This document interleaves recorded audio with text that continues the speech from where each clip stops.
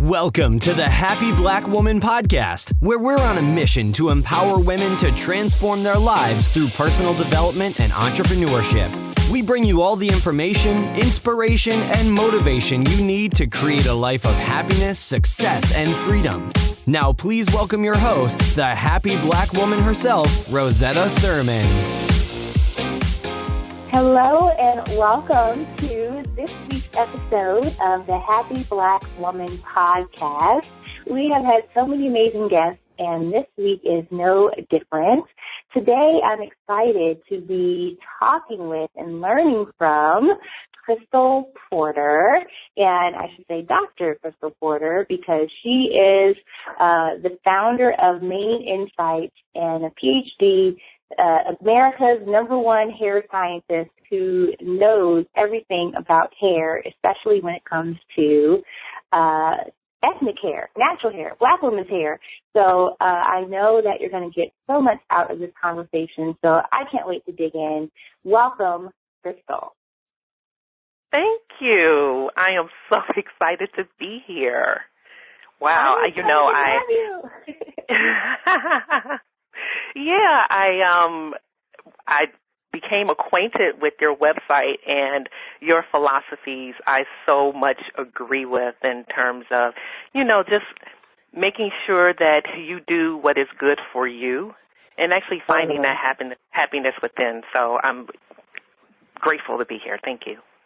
Awesome. Well, for all of you that don't know, I actually met Crystal at Dr. Venus Opal Reese's Black Women Millionaires event in Atlanta earlier this year, about a month or so ago.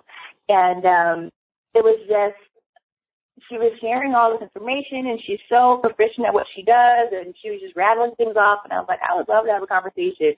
And I thought, let's just record it and have everybody else benefit from her knowledge. So this is just as beneficial for me as it is for all of you listening, because it's not every day that you get to access these kind of brains that we have had on this podcast. So can we call you Dr. Crystal?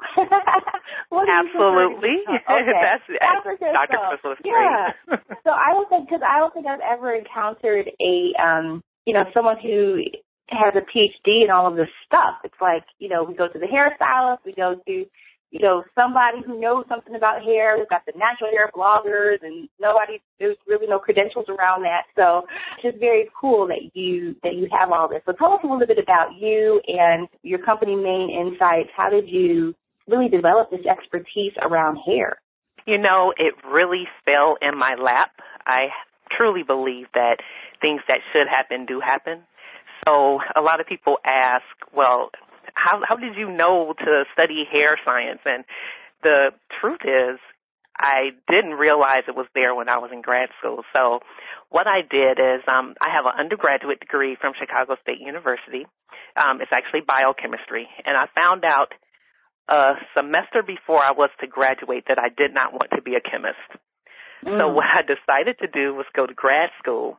And I wanted to be more of an engineer or material science person. So what I did is I went to an engineering school. So I didn't necessarily have all of the classes to go into an engineering field. So I did the next to the best thing I could do, which was to take an extra semester of classes to get me a little bit more prepared for engineering curriculum. And so I took more computer science, I took more math, and then when I went into grad school, I chose people on my advisory board who were more well-rounded. So I had biochemistry professors on my committee, in addition to having mechanical engineers on there. So my research was geared more towards the mechanical properties of materials. And when I say materials, it's more like plastics. So really understanding how the environment, how different loads and stresses on materials, how it impacts their behavior as a result of how it's made chemically. So I kind of blended the two, chemistry and engineering.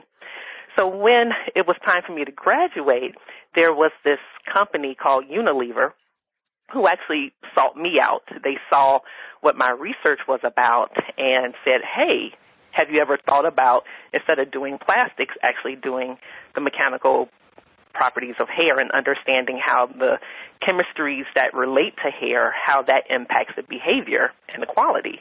And I had never thought of that. I mean, you hear about testing and mechanics and materials, but I never thought of hair, even though it's a biomaterial, really there being a true science to that.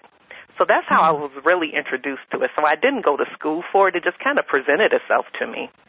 Mm-hmm. Yeah. So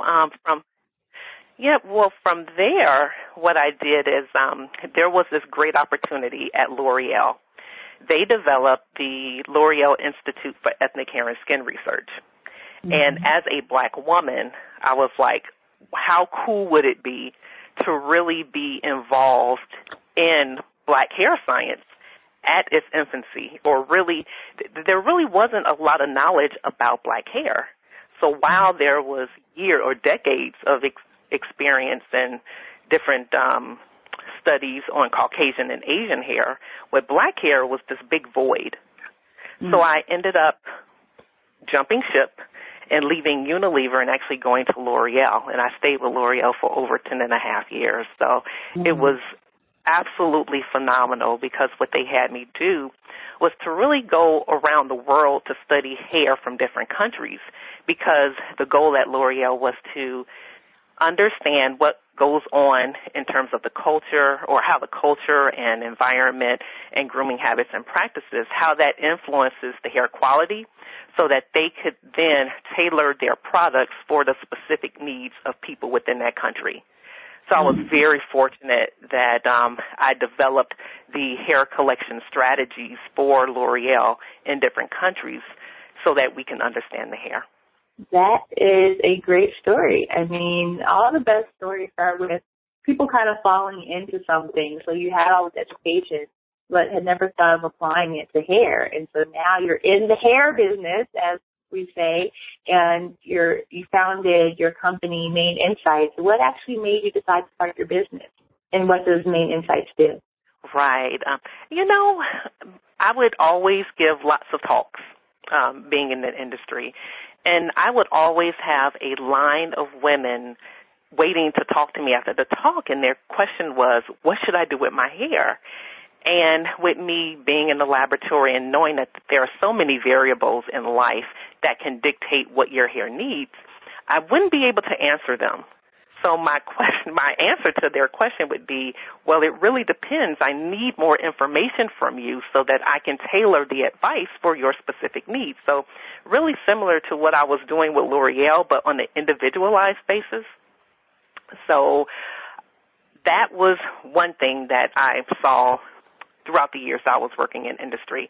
But, just like anything in life, you have this season, and I really was in a very great environment at L'Oreal. I had a team that was absolutely phenomenal. And as time went on, especially around 2008 when, the economy crashed and everybody was cutting back, we started to lose the talent that we had to other opportunities within the company. So while it was really good for them, it really placed a lot of stress on the people who stayed and remained. And I was one of the ones who stayed and remained. So we were doing just as much, but with less people. And it was a lot of stress. And even though I communicated to the powers that be that I couldn't continue to work in the capacity in which I was working, I really don't think they believed me. I told them, I told them, I was like, this is ridiculous. While I enjoy what I do, I just don't have time for family. And I have 2 girls, and I'm married. I have a husband. And it was very, very difficult, and it took a toll on my health. And so I was having high blood pressure, and I would be at work, and someone would ask me to do something, and I would literally have to close my office door and just sit and cry because I was like, how am I going to do all this? So I really did it for health reasons, but also my daughters, because they were seeing this. And you have to ask yourself the question, what is life really about? Is it about me providing for my daughters and my family monetarily and actually not being there for their well-being, and them actually seeing and role modeling behavior that I really didn't believe in? I didn't believe that you should work and not have, that balance. And there were times where my daughters would ask me to join, like, them and my husband on a bike ride or something like that. And I'd be like, no, you guys go. I'm going to stay back and take care of, like household stuff that, moms feel need to be done. And it wasn't until my oldest daughter told me, you're always busy and you're always tired. And she wasn't saying it in a bad way. She was just in passing like, wow, you really don't seem like you can do anything. And my youngest daughter would call me and ask me when I would be coming home. And I really reflected on that one day and said, you know what? I can't do this anymore. I don't want my daughters to see their mother in this way. I want them to know that there's more to life than just trying to make everything perfect and balance, work or not have a balance with home, but, just juggling everything with work and neglecting, the things that are really important in life. So I did resign and told them why, and they understood. I think they were still in shock, even though I told them I couldn't continue to work in the capacity I was working. But that is really what drove me to start Main Insight. So I was like, well, I would be able to help people on an individualized basis, because that's the question that they always have. What should I do? What product should I use? So that's what sparked Main Insights. So now you help individual women with their hair. And so tell me, what are the typical questions that clients ask you about their hair? And are all of your clients natural hair, or do you take on clients who have relaxed hair? What are the typical things that you work on with your clients? Well, most people who come to me have hair problems, or they have specific hair needs. Mm-hmm. So, unfortunately, one of the biggest problems that is out there is hair loss. But hair loss can happen in a number of different ways. You can have hair breakage, where your hair, breaks off. And a lot of people complain, oh, my hair won't grow. So I tell them, no, your hair is growing. It's just that you can't see the growth, because even if you wear it straight and, you don't have the curliness actually deceiving you on your length, what usually happens is it's breaking at the same rate that it's growing, so you have a net zero in terms of perception of it growing. So I tell them. I hear that all the time. When I first went natural, I went natural 5 years ago, in 2010, and I would read all these natural hair blogs and watch the YouTube videos about how to now take care of my hair. And people would always complain about that, like my hair is not growing, or how long is it going to take? I did the big chop, how long is it going to take to grow? And so it's interesting that the real issue isn't really growth when it's not happening, it's that your hair is breaking. So that's like a top tip here that I didn't even know. So cool. Tell us some more secrets. Well, but also with hair loss, you have the situation where you have what they call traction alopecia. And that's when you see that hairline that starts off being there, and then over time, because of a lot of the tension that a lot of women, especially with braids or even with weaves, when you have constant pulling on your hair follicles cannot take that stress. And over time, the follicles just stop working. Now, the good news is when you first start seeing your hair thin around the hairline in particular, it really is reversible. So if you stop the pulling, then your hair will start to grow. But if you continue to pull, the follicle becomes overstressed, and it will not grow the hair anymore. And that's why you see some women with that very thin or non-existent hairline around the front of their hair. So that is something that women just need to be aware of. And like I said, the good news is if you know, you can look out for it, and you can say, okay, let me stop pulling and let me get these braids out of my hair and everything will be fine. But a lot of women continuously, want that neat look where they want it pulled and they want it to last, and that really is not good for our hair at all. Wow. Yeah, so I know that a lot of people think that having braids or weaves is a protective style for natural hair, and I just never, every time I get braids, I've gotten braids like twice, and I had to take them out within 2 weeks because it itches and it feels like it's breaking off my hair, and I'm like looking at the strands and I'm like, I can't take this. So I have not been able to do it. So I don't know how people do it, but why do you think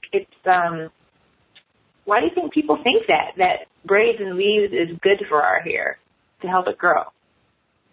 Well, if it's done, okay, so I'm going back, so I'm kind of aging myself. I grew up in the 70s, and most little girls had cornrows or braids in some capacity. Weaves weren't very, it was rare that you saw someone with a weave in the 70s. But in order to live life as a black little girl where you can go out in the summer and swim or, jump rope and, sweat and actually, have your hair be contained and look decently, most of us had braids in our hair, and they were usually very tight.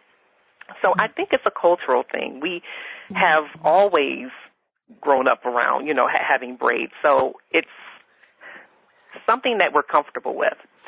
But there are a number of things that are different now, and, it's a whole nother conversation to talk about the nutrition in the food that exists now. And I am a firm believer that the food of today is not the food of yesterday, so the nutritional value is not there. And I think that plays a huge role in the quality of our hair and the biological processes that go with growing hair and the health of our hair follicles that produce the hair. So it is a hypothesis that I have, so it has not been proven. But I hypothesize that a lot of the problems that we have is compounded not only with our grooming habits, but also the fact that we don't get the proper nutrition to have optimized conditions of the hair and scalp. Yeah. That makes perfect sense to me, too. The food of today is not the same as the food of yesterday. I totally get that. So you said, some of the biggest questions that your clients have and come to you for around hair loss. You mentioned the breakage. You mentioned the alopecia. What are some of the other issues that really black women come to you and really struggle with? Right. So a lot of questions have to do with hair vitamins.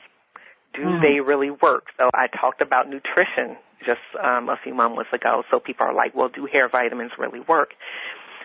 And I have to be very careful with that because a lot of hair vitamins, they aren't regulated, believe it or not. The supplements aren't regulated. And there are some things that have been studied in dermatology where they have found that if you increase your iron intake, if you increase the biotin that you get, vitamin D. So all of these are things that can contribute to you having healthier hair. But there is blood work that can be done to see what your levels are. Well, iron and vitamin D, that is, not necessarily for biotin. But if you have someone to, look at that and regulate what you should be getting, I would never advise anybody just to take it, increase your iron intake when, you can have too much iron and that's not good either. So under the eye of a doctor, I say you should, get that work done. In particular, a dermatologist, because a lot of people don't realize that when you have hair and scalp issues, you are to go see a dermatologist. And most dermatologists are supposed to have the background to be able to answer questions. However, what I find is a lot of dermatologists don't have the expertise in black hair because there are, our regimen is quite different than Caucasians and Asians. So a lot of times the advice, and not saying that all Caucasian doctors don't have the knowledge, but a lot of them don't. So I would say definitely do your homework in terms of, asking them how many clients that they do have represented, as being women of color. And really, ask what their success rate is, what problems do people come in with. And if they're able to answer those questions, then I would say, you have a good chance of being helped. But even with the continuing education that dermatologists have, what I find is that a lot of their continuing education is more towards other dermatological problems and not necessarily hair and scalp issues. So even though they may have their continuing educational credits, it may not be towards what your needs are. So asking those questions of your dermatologist in terms of what have their education been in, and, do they feel that, well, a lot of them won't admit that they can't help anyone, but if they have a history of going to hair and scalp continuing educational classes, that will definitely help, because there have been some advancements that have been made. So, but I did kind of jump around. I wanted to get back to the hair vitamins because while biotin and vitamin D and iron can help, not everyone is in the same state. So if your body is deficient in some of those nutritional supplements that we need, then yes, it will help you. However, I have to add a disclaimer that because those vitamins are not regulated and because a lot of the ingredients come from China, China has a couple of things. China oftentimes has a reputation of counterfeiting things. Yeah. In addition, China is very contaminated with a lot of heavy metals. So you don't want to assume that you're getting what you need and it may be in the purest form that you need for it to help and not cause other issues with like heavy metal contamination or it being counterfeit and not being what they say. Because, earlier in the year we heard that news report about GNC and Walmart and, other stores actually selling supplements that didn't really have in it what it was supposed to. So without having that third-party testing or confirmation that it definitely has in it what it's supposed to have, I'm very leery about giving advice about hair vitamins, but that's a big question that I get. I bet, because they're everywhere. The hair vitamins are everywhere, the fish oil, the biotin, everything. So, okay, this is good. You are really giving us information that the natural hair videos don't talk about. So what about products? I mean, that is a huge business and a huge, emerging market in natural hair. What do you think about all these products coming out? Do people ask you what's the best product for my hair? Like this, what's the best product line? And what would you say? So, yes, people ask that a lot. And so I'm going to answer that and actually go back to another question that you had. And you asked, who do I actually help? Do I help people who have natural hair or relaxed? And I meet people where they are. So if they have natural hair, then, I, give them advice towards that. But there are a lot of other questions that really help me to understand how I can best help them. So, for example, what ethnicity are you? Because I mostly help black women because, unfortunately, of the three major races out there, women of African descent have the most and the biggest hair issues. So, taking that into consideration, which dictates or can dictate, the inherent curl pattern. And then what is your grooming routine? Like what products do you now use, your frequency, your styling implements? I need to know your hair history. What has your hair gone through so that I can, really understand what it may need. But also I need to know a little bit about your environment and lifestyle because, I have to add this, Rosetta, because you travel a lot. So I'm sure you have firsthand experience with this. You can go to one part of the United States, wash your hair, use the exact same products, and your hair may not necessarily feel the same in one location versus another. Oh, yeah. Are you totally. Okay. So the environment plays a huge role because water, our hair is not created equal, so water isn't going to be the same either. You have different levels of hardness of water, and that really can take a toll on your hair or actually benefit your hair if it's, more soft compared to what your hair is used to. So, that needs to be considered. If you swim or if you're out in the sun, your lifestyle, dictates it. And then I need to know what problems you have and what you ultimately want to achieve. So there's a whole slew of questions that I have for people so that I can best serve their needs. So going back to products, after I get all of that information, then I can say, okay, based on where you live, based on what your hair has been through, based on, the problems that you have and what you want to achieve, this is what I recommend. So there are a lot of great products out there. And a lot of people say, so how come you don't get into selling products? And that really isn't my passion. I know that there's a lot of money in selling products, but that isn't what I want to do. There are a lot of great products out there. You just have to really know what's good for you in terms of what it is you want. So right. I know that I didn't really answer your question. No, but it's good because you brought up a great point around, what I see a lot of women in our Happy Black Woman community. When I first started blogging about my journey of going natural and quitting my job and starting my business, it was like all this transition at one time.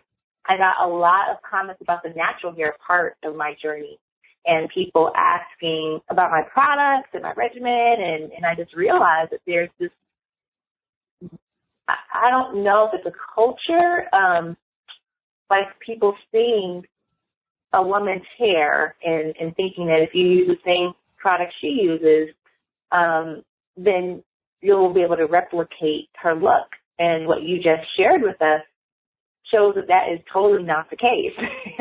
So now I understand how we could be like, buying all these different products and thinking this is going to make you look like this woman, and you stop a woman in the grocery store who tells you about this thing and the casserole, and then your bathroom is full of all these products that weren't for you in the first place.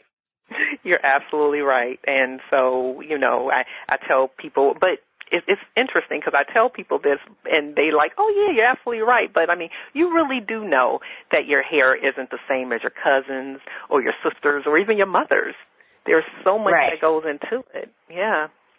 Yeah. And so, there's so much more we can say about this topic. We could have a whole, there are whole conferences about natural hair and just hair in general, but I love that you gave us some very informed tidbits and tips around taking care of our hair. But the biggest thing that I know that our listeners really should think about, from my perspective, is what you said earlier about, what was it? You said your lifestyle, what impacts the quality of our hair, a lifestyle, a regimen, and nutrition. So is there anything that you can tell us that would help our listeners in terms of if we want to have better hair or we want to have better quality hair, what is something that we could change in terms of our stress level, our nutrition? Is there anything like you could say, we all should be eating more kale or something? I don't know. We all should be getting 8 hours of sleep at night. That's like a given, right? But what would you say would be like the simplest thing that we could do in terms of our lifestyle, our stress level, our nutrition, that could help the quality of our hair? Okay, so I would say that you really have to be observant. And just considering some of the things I talked about, like, for example, I don't tell people that they shouldn't wear braids. I just tell people if you have braids, you need to be more observant. Also, in terms of, hair breakage, you want to make sure that if you look at the strands that you see coming out, is it more breakage where it does not have that bulb on the end of the hair that is indicative of hair shedding? Because as I said earlier, there are two types of hair loss. You have hair loss from breakage and hair loss from shedding. So you want to be more aware as to what the real issue is, and you want to make sure that you're not inducing something that you are unintentionally doing.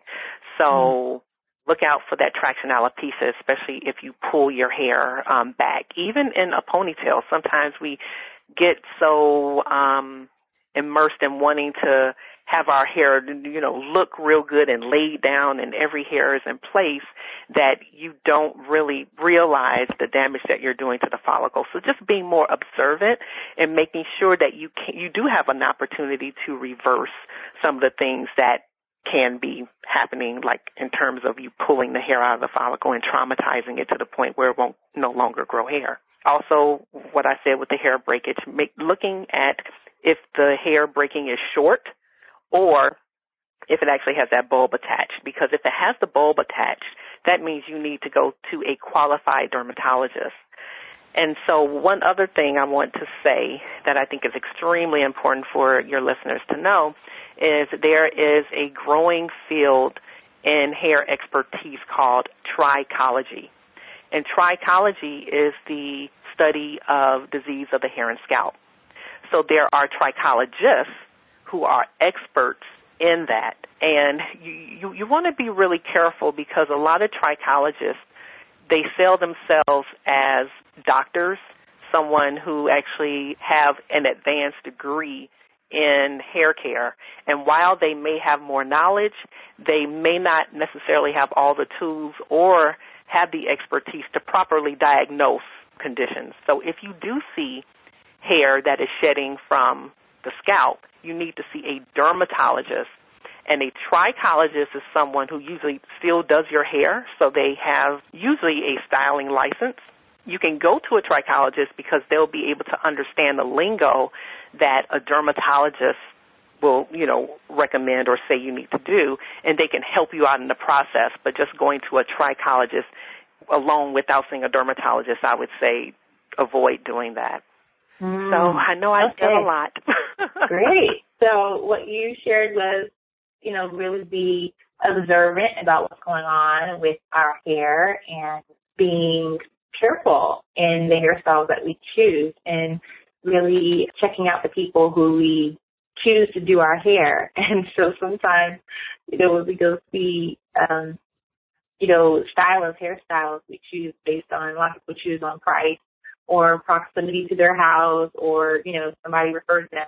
But again, it just brings up for me the importance of finding the right people to support us based on our own hair, not from what someone else is saying or because they have a special for $45 to do a wash and go in our hair. So you have really opened my eyes to the individuality of all of our hair, no matter whether we're relaxed or natural, which is like the two categories that we're put in when you look for information online. So wonderful. Thank you for all of that. And, really getting back to your journey around going from getting all this information, studying, and working in this field to starting your business, I want to know, how has that changed your life? What makes you happy now? What didn't make you happy when you were working for someone else was the long hours. Do you get to have more control over that? And where does your happiness come from now that you're self-employed? Wow. I'm happy. Well, what makes me happy now, I would say, is I'm able to role model behavior for my daughters that I truly believe in. Mm-hmm. And having them see firsthand in terms of how I'm now living my life and knowing how they should, what they should at least consider as they get older and make decisions about their career. I think now I can honestly say that what I'm doing now, I feel good about my daughters watching. Mm-hmm. And I'm more available. I'm more available to support my mom and my husband with their endeavors. And that's something I just did not have time for. And I find a lot of happiness in being able to be around so that my mom and my husband can bounce things off of me and I can actually contribute towards, their goals. And that really makes me happy. I mean, it seems really simple, but that is what makes me happy. I don't need to have a whole lot of different experiences out, partying or anything like that. I just find happiness in the small things. So do you have a favorite book that has inspired you in your journey? Absolutely.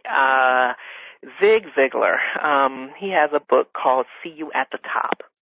And what I really like about it is not only are there strategies to say, yes, you can do whatever you believe you can do, but one of his underlying philosophies is about collaboration and you helping others, or just the process of you helping others will in turn, give you blessings in return. And it's something that I have always instilled in my daughters.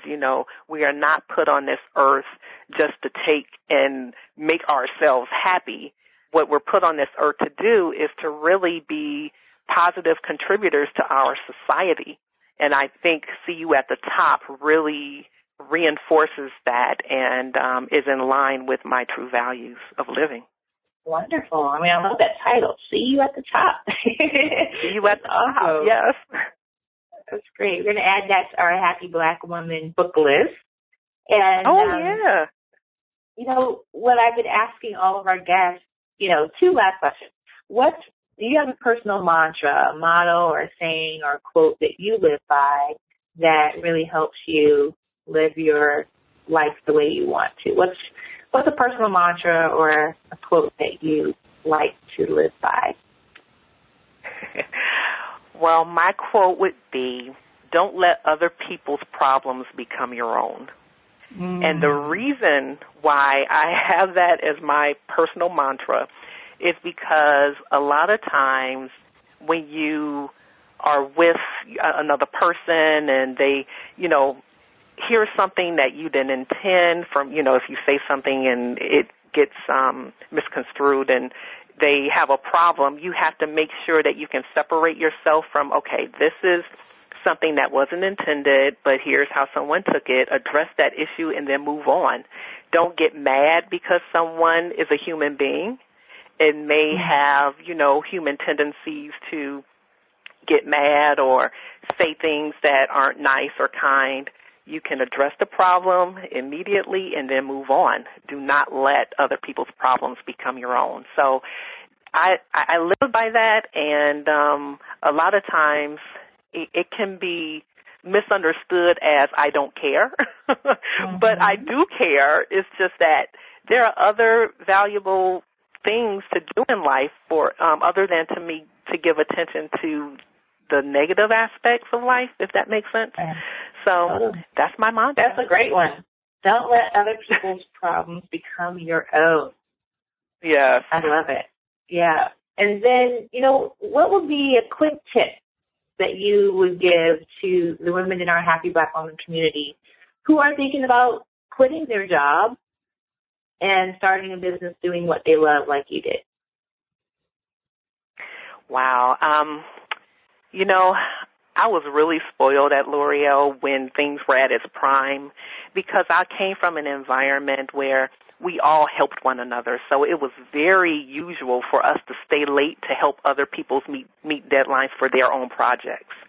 And so I like that collaboration. And what I have found in really trying to find my way in being an entrepreneur is it's important to surround myself with people who are supportive and collaborative. So that is, I would say, the number one tip that I would have, to make sure that you are around people who not only support you, but they collaborate with you. So you give to them as well as them giving to you. I would say that is my number one tip. Oh, I love that. so often it can be lonely out here in these entrepreneurial streets. So it's really important to surround yourself with great people. I love it. Awesome. Well, Crystal, it's been a pleasure talking to you, and I want to make sure that our listeners can keep in touch with you and learn more, get more resources from that amazing brain of yours. So tell us, how can we stay in touch? Where can we go to get more resources? Well, I have a website, and we've been saying Main Insights, but I guess it's not M-A-I-N like most people would think. It's actually Hair Mane, so it's M-A-N-E. So the website is M-A-N-E, then Insights, INSIGHTS.com. And there they have the opportunity to sign up to be a part of my mailing list. And there's a free gift. There is a report that I have written, and it's free to you. It's actually quite lengthy, and it also has a discount. So if you wanted some hair services, there's a discount that you can get. And so you can sign up there and receive that free report. And, I would be more than happy to, help in any capacity or assist in any capacity in terms of people who are kind of lost on their hair journey. Wow. Thank you so much for the free gift. You can go to maininsights.com, N-A-N, insights.com, and stay in touch with Dr. Crystal and get all of her hair tips and connect with her if you want a more individualized approach, which we found out is the only way to go. You can contact her for yourself. So thank you so much, Crystal, and I will post all of these links on our show notes on the website. And make sure that if you haven't listened to our other podcast episodes, Dr. Crystal is just one of many amazing women that have shared their knowledge, their expertise, and their inspiration with us. So until next time, thank you for listening to the Happy Black Woman podcast, and I will see you very soon. Bye, everybody. Thank you for joining us on the Happy Black Woman podcast. If you want all the show notes from today's episode, go to happyblackwomanpodcast.com. Plus, we'll send you a copy of Rosetta's free life mapping workbook.